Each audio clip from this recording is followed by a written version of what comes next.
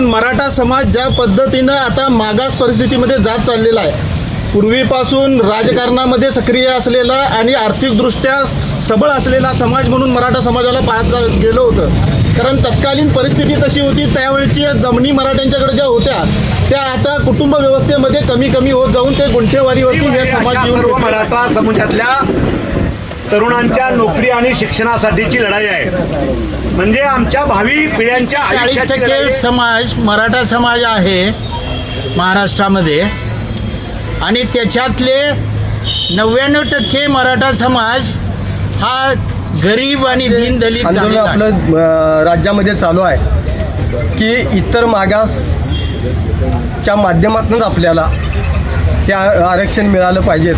वस्तुस्थिती खरी आहे, कारण कोणतरी एकटा डेस्क ऑफिसर शिफारस करतोय आणि एखाद्या समाजाला 12% आरक्षण मिळायचं आहे, त्या ठिकाणी 32% आरक्षण मिळतं आहे आणि जो बहुसंख्येनं गोरगरीब समाज आहे त्याला 16% सुद्धा आरक्षण मिळत नाही.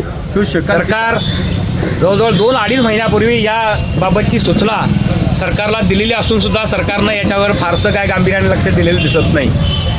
कदाचित मनोज जरांगे पाटलांच्या पाठीमागे आता कोणी नाही अशा पद्धतीचा चुकीचा रिपोर्ट सरकारला गेला असणार आणि म्हणून सरकारला त्याचं गांभीर्य वाटलं नाही.